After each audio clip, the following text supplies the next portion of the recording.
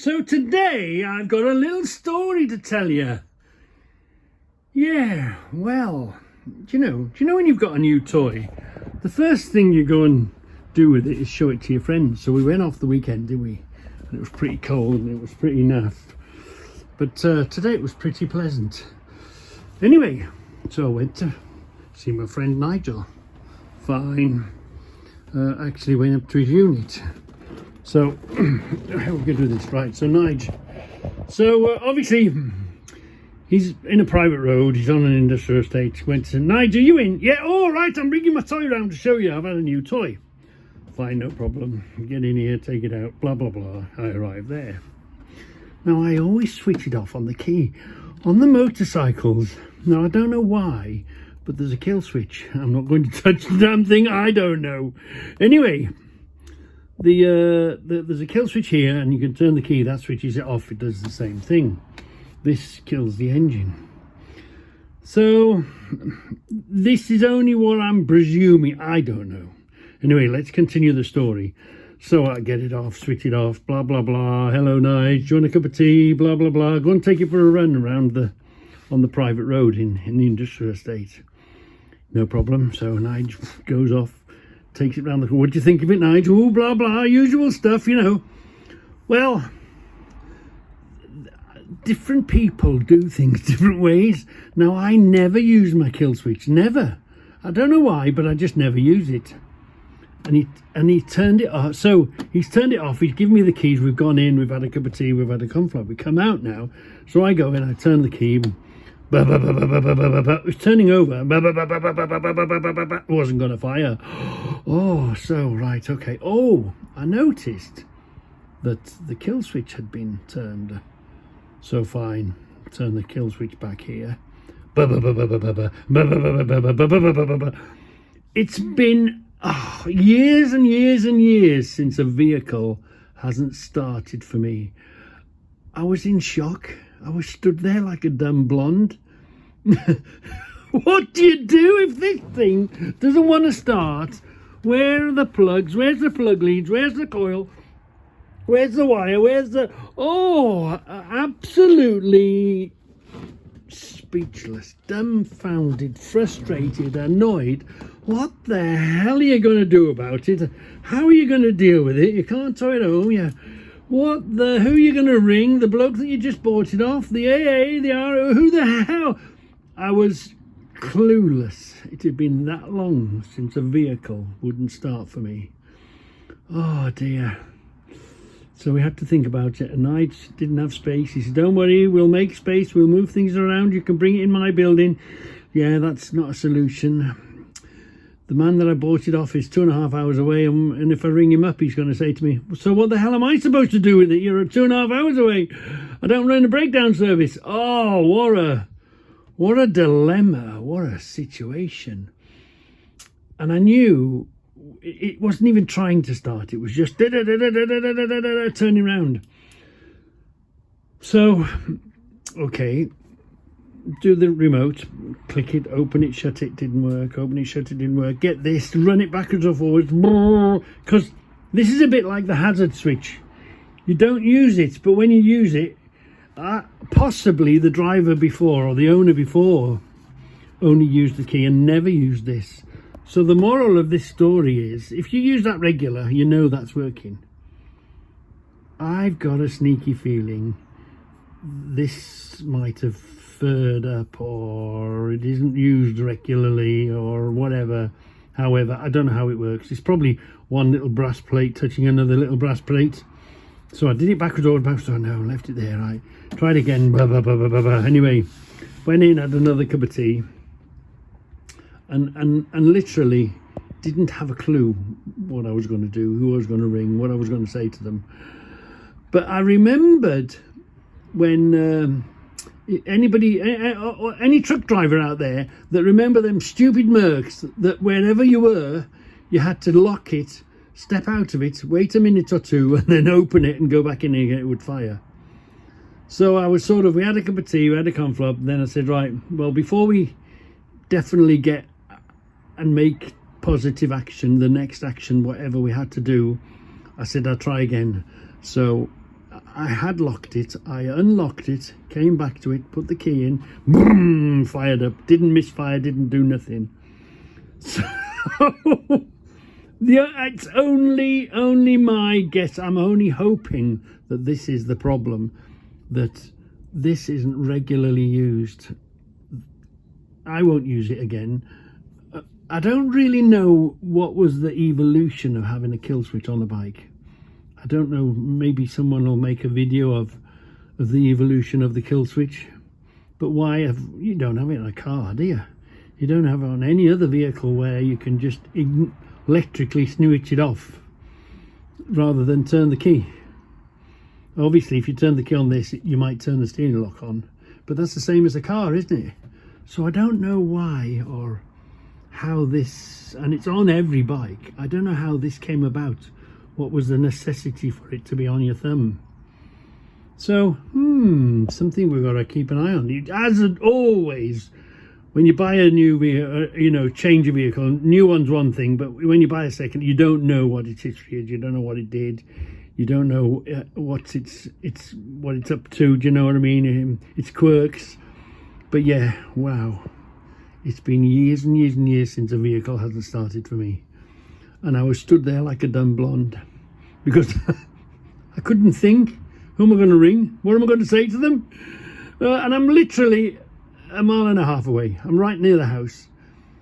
How are we going to... I mean, luckily, imagine I was on a roundabout or something like that. I was conked out somewhere else in the middle of nowhere on the middle of the road. I don't know. But anyway, we left it a while. And we came back to it and it fired up no problem. So that was today I was a complete dumb blonde. Didn't know. What do you do? Who do you ring? What do you say to them? What do you expect from them? Oh, that might be me. Hold on. So I did forget. The fuel gauge was on the bottom line. It wasn't in the red. And when you turned it off, the fuel gauge went down. And when you turned it on, the fuel gauge came back up. So a quarter full, I should have filled it up sooner. A quarter is always empty. We don't know, did it run out of fuel or did it not, because we opened this up. Now we know this isn't the fuel tank, and the fuel tank, you sit on top of the fuel tank on these. I looked in there, I couldn't see much fuel. So luckily Nige had a gallon or so in his. He says, oh, I've got some fuel, we'll put fuel in it just in case. So we did open it and we did put fuel in, and it still wouldn't want to fire. So I don't think I filled it up. And then of course on the way home, what did I do? Did I stop? Did I put fuel? So I went to the garage on the way back, and it is what it is. So I turned it off by the key, went in, paid for the fuel, turned the key back on, boom, went straight away. So my suspicion is this switch hasn't been used for a very long time. I'd say if the last owner had it for years and years, and he only ever uses the key like I only ever use the key. So, is it, isn't it? I don't know. But now I'm a bit spooked. So, it is what it is. It will show itself up. If that was the issue today, then that's going to be the issue and that's the end of it. We won't be touching that switch again. But if it's something else, well, it'll show itself up, won't it? And I'll have another story to tell you. So, yeah. But I was so flabbergasted. It had been so... Two things to pull out of this. It had been so many years until a vehicle couldn't start. Every vehicle I've been, boom, starts, boom, starts, boom. You take it for granted until the day comes along and you go, and it won't start. What a shock to the system. Wow. And as well as highlighting this point here. If it doesn't start, if somebody's turned it because that's their habit, that's what they do on their bike, I don't know. Who knows? We'll have to wait and we'll have to watch, won't we? But wow, not starting today. What a bummer that was. What a shock. I stood there like a dumb blonde. And of course, I didn't know which panel to even begin. Where'd you find the plugs? Where'd you find the leads? Where'd you find the coil? What do you know what to do? Because it was churning. The lights were coming on. Ignition lights were coming on. It was and it was da-da-da-da. Luckily, I guess, it's got a really good battery and it had plenty of charge, because we did and I thought, oh, I better not try it anymore, because it's going to go we're going to run out of battery. But all the churning we did, the battery's a good strong battery on it, because it never let us down through all the churning. And like I say, we went in, had another cup of tea, came back out, whoosh, away it goes.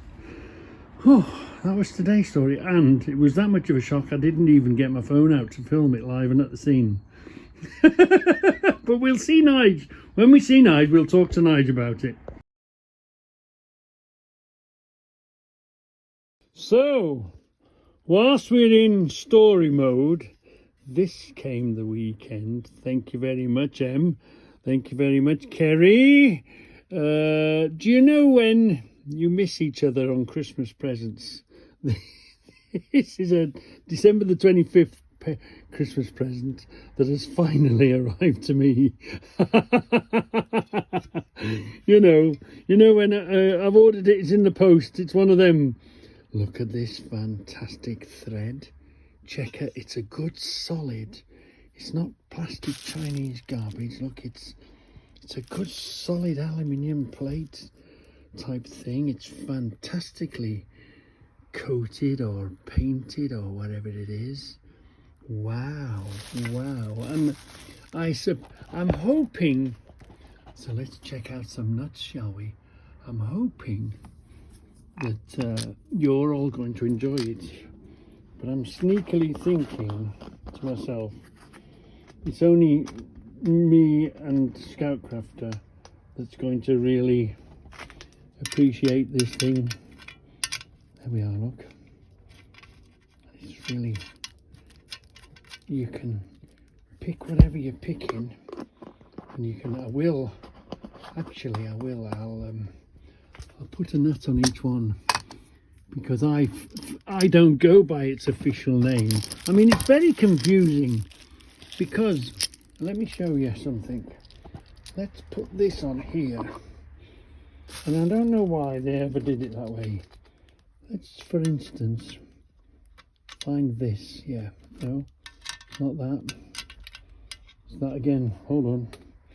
Let's get another size. We had one just a minute ago. Hold on there a minute. Let me just find you. Wait there. So fantastic about it is, look, when you've got the size of what you've got. Always frustrating. I always go by the spanner size, but you know, a 13 isn't a 13, is it? And a 13 is a 10. It's you know, fantastic. We'll be able to do the bolt size, or the thread of the bolt, plus the thread of the nut, which go together. Or a fantastic piece of kit. Yeah. So it goes from the M4 down that way, look. M5, M6, it comes all the way up to, and say something like this, which is a bit of an odd one. This would be like a oil plug type thing, or a cover where you can screw it in here and find out exactly where the correct thread is for that. Yeah, amazing. Now it's that one. Yeah, M12, but the M12 1.5 instead of 1.25. Yeah, absolutely brilliant. And there's coarse and there's fine. Look, there's AF, and it's well made, and little holes to hook it up there, little holes there, or if you want it on your bench, you got little feet on it. Wow, Did you know these are available? You can find them. It's going to be so useful now, because I've got lots of odd sizes stuff that I don't know the size. I've always gone, if it fits, it fits. If it doesn't fit, find another one. Absolutely gorgeous.